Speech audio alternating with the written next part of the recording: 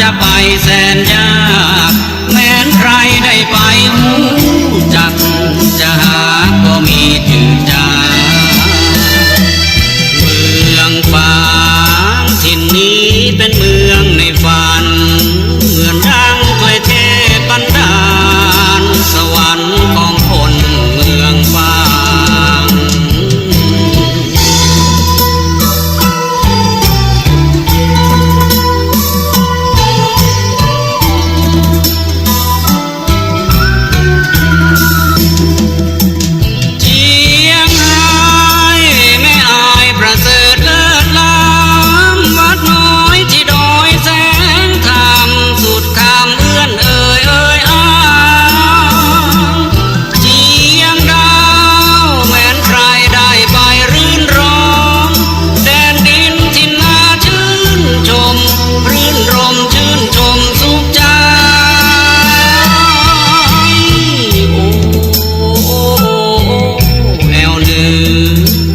เคยไปเห็นบ่อจื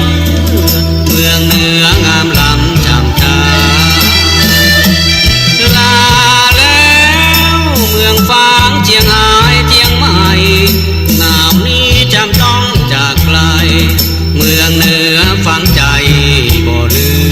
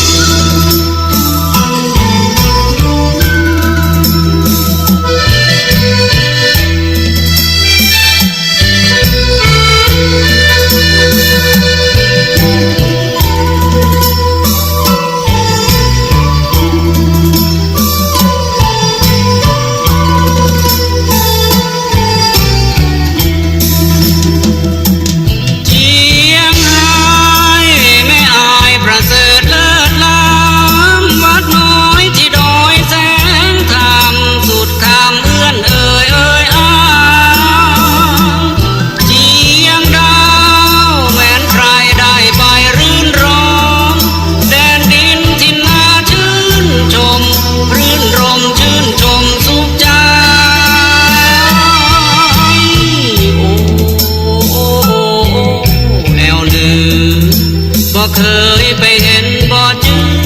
ดเมืองเหนืองามล้ำจำตาลาแล้วเมืองฟางเจียงหายเจียงใหม่งามนี้จำต้องจากไกลเมืองเหนือฟังใจบ่ลืม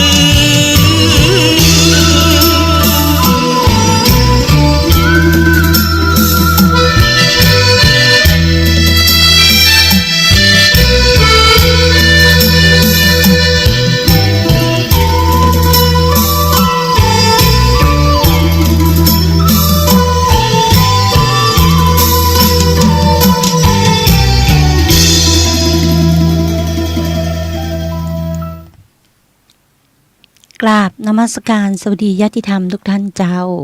นี้กลับมาพบปะกับทนายปอแห่มนะเจ้าในช่วงเวลาตี 5 ถึง 6 โมงเจ้านะเจ้าต้องกราบขอบพระคุณแม่ตาปารมีของพระเดชพระคุณท่านพระครูสมุวิสุวัตวรกิจโจนะเจ้าได้โปรดเมตตาเปิดเพลงธรรมะเพื่อหมู่เฮานะเจ้าแต่ว่าวันนี้มีเพลงของเฮาเจ้าเหนือนะเจ้าเป็นเพลงกำเมืองแอวเหนือของเพิ่นพรมแดนเจ้าเป็นติดใจสาวเหนือเจียงใหม่เจียงไฮ้นะเจ้าก็บรรยากาศของคนเวียงเชียงใหม่ถ้าอยากรู้ว่าเป็นอย่างไรต้องมาแอวนะเจ้าตอนนี้เดือนกันยานะเจ้าตะวันนี้ก็เป็นศีล12เพ็งนะเจ้าใครไปวัดตาลขันเข้าให้พ่อแม่ครูบาอาจารย์นะเจ้าก็ญาติพี่น้องทั้งร้ายก็ได้กินเต็มกินอิ่มกันแล้วนะเจ้าตาลขันเข้าในวันศีล12เพ็งนะเจ้าต้องตาล12เพ็งเปิ้ลจะได้รับทันทีนะเจ้าแต่บางคนบอกว่าตาลก่อนละไม่ต้องมานั่งรอนะเจ้าเดี๋ยวไปเข้าคิวตาลกันโอเคก็ว่ากันไปตามนั้นนะเจ้าในเรื่องของการปฏิบัติธรรมนะเจ้าตะวานี้ทนายปอก็ได้ ปฏิบัติธรรมด้วยตนเองนะเจ้าบ่ได้เข้าหลักสูตรไหนเพราะว่าเคยไปปฏิบัติที่วัดร่ำปึงมาแล้วนะเจ้าก็ทดลองปฏิบัติด้วยตนเองแต่ก็ได้รับการดูแลนะเจ้ารับเมตตาบารมีจากท่านพระครูวรธรรมป่าโมทนะเจ้าเจ้าวาดวัดนันทารามท่านก็ดูแลในเรื่องการปฏิบัติธรรมก็ต้องกราบขอบพระคุณเป็นอย่างยิ่งนะเจ้าแล้วก็พระคุณเจ้าในวัดหลายๆรูปนะเจ้าเป็นก็ได้ช่วยดูแลและสนทนาธรรมนะเจ้าพอดีตะวานี้ท่านดร.มนตรีบอกว่าท่านมหาเจรวยนะเจ้าวัดเมืองมากเปิ้นมีคำถามดร.มนตรีว่าระหว่างกรรมเก่าที่กับกรรมใหม่ประเด็นมันว่าอย่างไรอะระหว่างกรรมเก่ากรรมเขามีชีวิตอยู่เพื่ออย่างมาชดใช้กรรมเก่าหรือเพื่อมาสร้างกรรมใหม่และในความคิดเห็นของท่านด็อกเตอร์ท่านก็บอกว่ากรรมใหม่คือกรรมดีแต่ในความหมายของคำว่ากรรมของทนายปอถ้าได้ยินแบบอี้นะเจ้าทนายปอก็จะบอกว่ากรรมเก่าชดใช้กรรมเก่าและมาสร้างกรรมใหม่กรรมใหม่ก็มีทั้งกรรมดีและกรรมดีนะเจ้าแต่จะให้กรรมเก่าส่งผลได้ก็ต่อเมื่อกรรมใหม่นั้นคุณทำแต่กรรมดีโดยกรรมเก่าแบบได้ทำให้กรรมเก่าคือเคราะห์ซ้ำกรรมซัดอะพูดง่ายๆความหมายมันจะออกมาในแนวนั้นถ้ากรรมเก่าคุณทำบดีมาเรื่อยๆแต่กรรมใหม่คุณทำดีไปเรื่อยๆดีจนกรรมเก่าทำไอ้อย่างคุณมาได้เป็นห้องว่ากุศลที่คุณทำมาส่งผลให้คุณเป็นคนที่แม้แต่กรรมเก่าก็ยังทำไอ้อย่างคุณมาได้นะเจ้าในลักษณะนั้นก็ว่ากันไปนะเจ้าในสาระของกฎหมายของทนายปอมันจะสอดแทรกธรรมะเนื่องจากว่า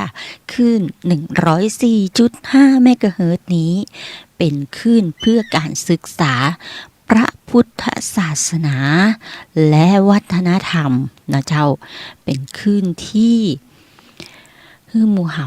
ได้หูถึงธรรมะของพระพุทธศาสนานะเจ้าเป็นคลื่นที่คณะ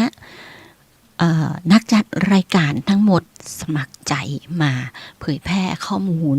เผยแพร่ธรรมะให้หมู่เฮาโดยจิตอาสานะเจ้าก็ว่ากันไปบางส่วนบางตอนทนายก็อาจจะเอาข้อมูลของหลวงเปิ้นมาเผยแพร่นะเจ้าช่วงนี้เปิ้นมีการรับสมัครนะเจ้ากรรมการสิทธิมนุษยชนจนถึงวันที่20 กันยา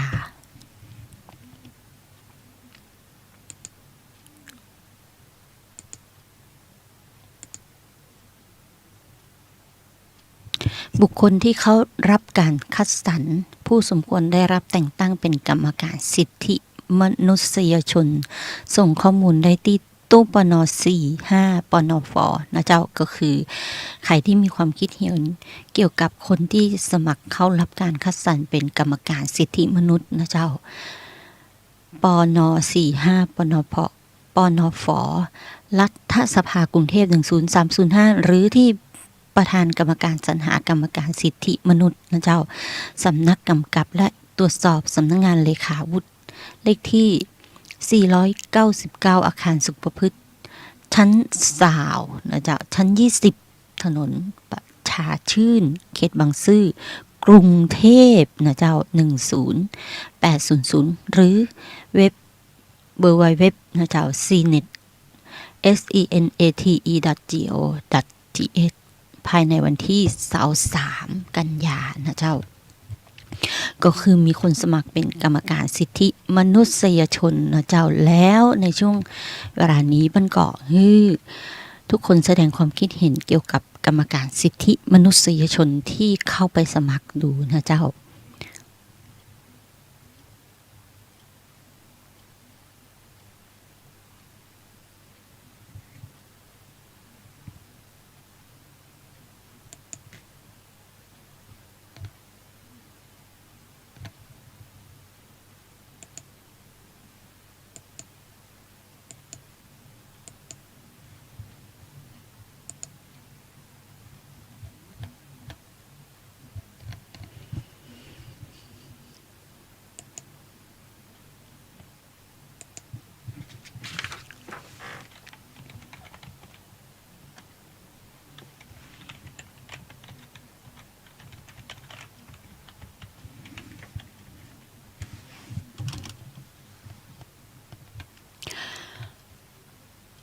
รั้งที่แล้วนะเจ้าเฮาอู้ถึงเรื่องการกู้ยืมเงินนะเจ้ากู้ยืมเงินในเรื่องของอะไรในเรื่องของที่ว่ากู้กันแล้วเกิดดอกเบี้ยที่มีการฮ้องกันเกินอัตรานะเจ้าเกินอัตราหมายความว่าดอกเบี้ยที่กฎหมายกำหนดว่าห้ามฮ้องเกิน15 บาทต่อปีนะเจ้าแต่เผอิญมีคนฮ้องเดือนละบาท70 ตังค์บาท80 ตังค์มันก็ตก10 กว่าบาทเกิน15นะเจ้า16 17อะไรอย่างประมาณนั้นต่อปีนะเจ้าและในส่วนดอกเบี้ยที่เกินไปนั้นน่ะลูกหนี้เพิ่นสมัครใจในเมื่อลูกหนี้สมัครใจที่จะชำระหนี้ที่บ่มีผลผูกพันตามกฎหมายแล้วในความคิดเห็นของผู้ใหญ่ในศาลสูงนะเจ้าเปิ้นตัดสินไว้เปิ้นบอกว่าในเมื่อคุณสมัครใจที่จะชำระหนี้ที่คุณกฎหมายบอกว่ามันจะเป็นต้องผูกพันตามกฎหมายในดอกเบี้ยเกินอัตรานั้นก็ถือว่าเจ้าไปนะเจ้าชำระไปแล้วก็ห้องคืนบ่ได้แต่ผลปรากฏว่าคำพิพากษาฎีกาในปี 2560 นี้นะเจ้าเปิ้นบอกว่าดอกเบี้ยที่เกินอัตราไปนั้นน่ะสมัครใจชำระหนี้ไปก็ถือว่าเป็นโมฆะเมื่อเป็นโมฆะคือกลับคืนนะเจ้าเมื่อกลับคืนแล้วศาลฎีกาเลยบอกว่าไอ้ส่วนที่สมัครใจชำระหนี้ไปในส่วนของดอกเบี้ยเกินอัตรานั้นเอาไปหักออกจากต้นเงินที่ต้องชำระกันนะเจ้าและดอกเบี้ยในส่วนที่นับตั้งแต่วันเริ่มสัญญาจนถึงวันผิดนัดบัดสามารถเรียกได้นะเจ้าแต่นับตั้งแต่วันผิดนัดจนถึงวันฟ้องศาลนั้นนะเจ้าเรียกได้ตามกฎหมายในส่วนของ107.5นะเจ้า100เรียกได้ 7.5 บาทก็ว่ากันไปนะเจ้าและจนศาลมีคำพิพากษาและจนกว่าจำเลยจะชำระหนี้ตามเวลานั้นนะเจ้าเอาละตรงนี้คำพิพากษาฎีกามันออกมาอย่างอี้นะเจ้าแล้วฝากเตือนนะเจ้าลูกหนี้ทั้งหลายในส่วนของดอกเบี้ยที่เกินอัตราสมัครใจชำระหนี้แต่ว่าคุณไปบอกขอยืมเงินนะเจ้าหนี้นะเจ้าขอยืมเงินเจ้าหนี้แล้วปรากฏว่าอุ้ยไปอู้กับเพื่อนไว้ฟันไปอะกะกูตึงมือหื้อมันกูจะเอาสตังค์ใจแล้วก็ไปคืนให้มันแม้แต่บาทเดียวอย่าหวังว่าจะได้บาทเดียวก็ตึงมือฝันไปเตอะ20กูก็หับ100กูก็หับกูบอกได้ถึงเวลากูตึงมือสักบาทนั่นแหละคือคุณเจตนาใช้กลอุบายเพื่อจะเอาเงินและทรัพย์สินของผู้อื่นไปนะเจ้าตรงนี้มันกลายเป็นการฉ้อโกงได้นะเจ้าเมื่อเป็นการฉ้อโกงมันก็เข้าไปคดีอาญานะเจ้าเป็นกรณีคดีอาญายอมความได้นะเจ้ายอมความได้ก็คือมันไม่ใช่คดีอาญาแผ่นดินนะเจ้าสามารถตกลงกันได้ระหว่างคู่กรณีผู้เสียหายแล้วทนายปอข้าเจ้าอยากรู้ว่าแล้วไอ้ที่ศาลเป็นฟ้องกันน่ะมีคนไปหลอกยืมเงินคน10 คน20 คนขึ้นไปอ่ะมันอย่างเป็นคดีอาญาโทษถอนฟ้องก็ไม่ได้เจ้านี้เป็นฟ้องเองแต่เจ้ากับหูอย่างใดเนี่ยเจ้าโดนฟ้องเจ้านี่มันฟ้องเองนะอุตส่าห์ตกลงเจรจายอมความใจกล้าเสียหายแล้วศาลก็จะยื้อฟ้องเจ้าอย่างใดดีเนี่ยเอาล่ะนั่นก็คือมันเป็นคดีอาญายอมความกันมาได้ในกรณีที่คุณไปหลอกล่อเอาเงินเปิ้ลตั้งแต่10 คนขึ้นไป กู้ในกอเสร็จไปกู้ในขอกู้ในขอเสร็จไปกู้ในคอกู้ในคอเสร็จไปกู้ในงอรวมกันถึงหมดเป็น10 คนขึ้นไปนะเจ้าเอาเงินเปิ้นไปแล้วก็บ่ใจคืนหลอกล่อที่จะเอาสตังค์เปิ้นบอกว่าจะให้ผลตอบแทนค่าดอกเบี้ยสูงนั่นแสดงว่าคุณรู้อยู่ว่าดอกเบี้ยที่เกินกว่ากฎหมายกำหนดไว้ทนายปอบอกทิกเจ้าหนี้อย่างหนึ่งนะเจ้าไอ้ลูกหนี้ที่บอกว่าข้าเจ้าสมัครใจจ่ายดอกเบี้ย20%นั่นน่ะมันมาขู่ว่าถ้าตำรวจแจ้งถ้าบ่ยอมรับดอกเบี้ยถ้าบ่ยอมรับเงินต้นคืนเจ้าก็บ่จ่ายเงินหรือว่าเจ้าตึงบ่จ่ายเงินมาขู่เอาสตังค์เจ้ากาเดี๋ยวเจ้าไปแจ้งความเนอะต้นเจ้าก็บ่จ่ายดอกเจ้าก็บ่จ่ายห้องสตังค์ห้องกาดอกเบี้ย20%อ่ะดอกเบี้ยเกินอัตรามีโทษจำคุกนะถ้าเอาสตังค์คืนตึงหมดอ่ะเจ้าบ่คืนแน่จริงไปแจ้งความว่าเจ้าโชคโกงเลยเอาล่ะสิทนายปอก็จะบอกเจ้าหนี้ทั้งหลายนะเจ้าผู้เสียหายตามกระบวนการของกฎหมายแล้วผู้เสียหายโดยนิติไหนหมายถึงผู้เสียหายที่ไม่มีส่วนร่วมในการกระทำความผิดนะเจ้าแต่ว่าผู้เสียหายที่สมัครใจจะทำความผิดกฎหมายยินยอมดอกเบี้ย120ถามเป็นประเด็นว่าเป็นผู้เสียหายโดยนิตินัยหรือไม่นะเจ้าตรงนี้เพื่อนนักกฎหมายทั้งหลายประเด็นนี้เรามาสู้ให้เจ้าหนี้ได้หรือเปล่านะเจ้านี่แหละกระบวนการของกฎหมายมันมีเกล็ดเล็กเกล็ดน้อยเยอะแยะเลยนะเจ้าในการทำงานแล้วหนี้นั้นน่ะเราจะรู้ได้ยังไงว่าหนี้นั้นถึงกำหนดชำระบอกว่าขอยืมเป็นงวดนี้ถึงหมด12 งวดเผอิญยืมไป12 งวดวันที่เดือน1 มกราเดือน2 มกราชำระนะเจ้าเดือน3 มกราไม่ชำระเดือน4 มกราก็ไม่ชำระหนี้กันเป็นงวดผิดนัดงวด1 งวดใดถือว่าผิดนัดทั้งหมดสัญญากู้ยืมบางตี้มันเขียนไว้อย่างอี้นะเจ้าแต่สัญญากู้ยืมบางตี้ผิดนัดชำระหนี้งวด1 งวดใดยังไม่ถือว่าผิดนัดมีอย่างอี้ตัวนะเจ้าโอ้ยคุณเจ้าหนี้ใจดีแต่จริงๆแล้วคุณเจ้าหนี้หมหูกฎหมายเจ้าหมหูหนังสือถูกลูกหนี้ซึ่งมีความหูนะเจ้าหลอกล่อยืมตังไปเอามาร่วมลงทุนกันผ่อนเป็นงวดอย่างอี้เนาะอย่างอี้ดีเนาะนี่แหละวิธีการหลอกล่อเอามาร่วมลงทุนเปิ้นฮ้องว่าเป็นเกี่ยวกับการฉ้อโกงได้หลอกกู้ยืมเงินให้ชำระเป็นงวดและให้ผลตอบแทนสูงนะเจ้าเกินกว่ากฎหมายกำหนดก็ว่ากันไปถ้าหลอกคนหลายคน10 คนขึ้นไปก็เป็นความผิดเกี่ยวกฎหมายพระราชกำหนดการกู้ยืมเงินที่เกี่ยวกับการฉ้อโกงนะเจ้าตรงนี้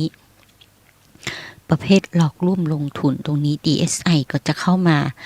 กระทรวงยุติธรรมก็จะเข้ามาสอบสวนนะเจ้า10 คนขึ้นไปที่ถ้าไปคนไปแจ้ง DSI นะเจ้าก็ว่ากันไปกรณีหนี้ถึงกำหนดชำระแล้วเป็นหนี้ที่เขียนไว้จำนวนเวลาที่แน่นอนก็ฟ้องศาลได้เลยแต่หนี้ที่ยังบ่ถึงกำหนดชำระหนี้เราจะรู้ได้ใดว่าจะกำหนดได้อย่างใดตรงนี้เราต้องมีหนังสือแจ้งทวงถามนะเจ้าถ้ามามีหนังสือแจ้งทวงถามเดี๋ยวเพิ่นบอกว่านี่บ่ถึงกำหนดชำระฟ้องคดีบ่ได้นะเจ้าเพราะฉะนั้นตรงนี้มันเป็นเงื่อนไขของ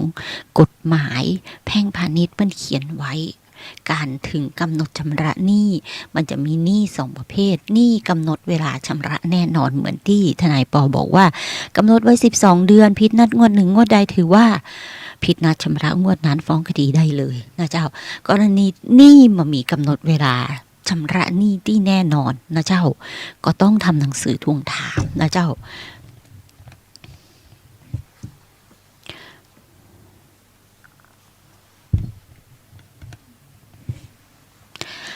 เมื่อทำหนังสือทวงถามแล้วก็ต้องกำหนดเวลาให้ลูกหนี้นั้นชำระหนี้ภายในระยะเวลาตะใดนะเจ้าและถ้าลูกหนี้บ่มาชำระหนี้ภายในระยะเวลานับตั้งแต่วันที่รับหนังสือจนถึงเวลาที่กำหนดไว้และลูกหนี้บ่ชำระหนี้นะหนี้นั้นก็นำคดีไปฟ้องสู่ศาลได้นะเจ้าเพื่อนำคดีไปสู่ศาลตรงนั้นนะเจ้าบางอย่างถามว่าแล้วกรณีจ้างงานล่ะจ้างทำของทั้งหลายเปิ้ลมาได้กำหนดระยะเวลาชำระหนี้ไว้หรือกำหนดระยะเวลาทำงานไว้แต่ทำบ่ครบตามสัญญานะเจ้ามันมีพิษท่านพิษนี่ถึงเวลาทำงานแล้วก็มาทำนะเจ้าตรงนี้ก็ว่ากันไปก็เลยบอกเลิกสัญญาการบอกเลิกสัญญาก็ต้องบอกเลิกเป็นหนังสือเพราะทำสัญญาจ้างเป็นหนังสือนะเจ้าเดี๋ยวก็จะอ้างมาว่าโอ้ยคุณไม่ได้บอกเลิกสัญญาผมนี่ในลักษณะนั้นนะเจ้าสภาพการจ้างนะเจ้าตรงนั้นก็ว่ากันไปถ้าสภาพการจ้างนั้นมีผู้ค้ำประกันก็เรียกผู้ค้ำประกันแจ้งผู้ค้ำประกันหูตัวว่าเนี่ยนะถึงเวลาที่วันเนี้ยกำหนดชำระหนี้ลูกหนี้ที่หนึ่งผู้รับจ้างผู้กู้ยืมบะจ่ายสตังค์นะเจ้าบะทำงานตามที่สั่งต้องแจ้งผู้ค้ำไปนะเจ้าภายในกำหนดเวลา1 เดือนนับแต่วันที่ลูกหนี้บ่ทำงานลูกหนี้บ่จ่ายตังค์นะเจ้าเมื่อครบแล้วก็ต่อไปแหมตรงที่ถ้าลูกหนี้บ่ปฏิบัติตามที่แจ้งหรือทวงถามแล้วตรงนั้นน่ะก็นำคดีสู่ศาลได้ทันทีนะเจ้าตรงนี้ก็คือกระบวนการของกฎหมายมันจะมีเป็นสเต็ปไปนะเจ้าและมันจะมีข้อเท็จจริงเล็กๆน้อยๆนะเจ้าคุณต้องให้ข้อเท็จจริงทนายให้ละเอียดนะเจ้าถ้าให้ข้อเท็จจริงทนายละเอียดบางครั้งข้อกฎหมายมันเปลี่ยนไปพลิกได้นะเจ้านิดเดียวก็พลิกได้แล้วเพราะฉะนั้นตรงนี้ข้อเท็จจริงบางอย่างก็คือเรื่องราวที่มันเกิดขึ้นต้องให้ได้เรื่องได้ราวที่แน่นอนนะเจ้าบางคนบอกว่าโอ๊ยฉันไม่ฮื้อหรอกข้อเท็จจริงทนายฮื้อไปนักมาได้เดี๋ยวการเอาก็ว่ากันไปนะเจ้าถ้าบ่เชื่อใจทนายนะเจ้าตรงนั้นสิ่งละอันพันละน้อยนะเจ้าในเรื่องสาระของกฎหมายมันจะมีสอดแทรกไว้ในธรรมะเสมอนะเจ้าเพราะอย่างเพราะว่ากฎหมายทั้งหมดที่นำมาเขียนนั้นก็เอามาจากจารีตประเพณีจากการปฏิบัติวัฒนธรรมของประเทศนั้นๆนะเจ้าเพื่อดูแลหมู่เห่าเจ้าบ้านทั้งหมดทั้งมวลนะเจ้าถ้าอยากหูในเรื่องของสาระกฎหมายต้องฟังนะเจ้ารายการทนายป้อ104.5 เมกะเฮิรตซ์ช่วงเวลา 5:00 ถึง 6 โมงเจ้านะเจ้าช่วงนี้ทนายปอก็ศีลเข้าพรรษาทุกวันพระทนายปอของดให้คำปรึกษาในวันพระนะเจ้าและพอออกวันพระแล้วปรึกษาได้เลยนะเจ้าจะละเอียดหรือจะบางเบาอย่างใดก็ว่ากันไปนะเจ้าอย่าลืมนะเจ้าตื่นเช้ามากราบพระนะเจ้ารับศีล 5ปฏิบัติบูชานะเจ้าพุทโธหรือพองหนอยุบหนอแล้วแต่ทุกท่านนะเจ้าแล้วศีลนั้นก็จะรักษาท่านเป็นเหตุให้กุศลที่ท่านทำมาส่งผลให้ท่านเป็นคนดีนะเจ้าและแม้ว่าใครจะใส่ความใครจะทำอย่างไรก็ตาม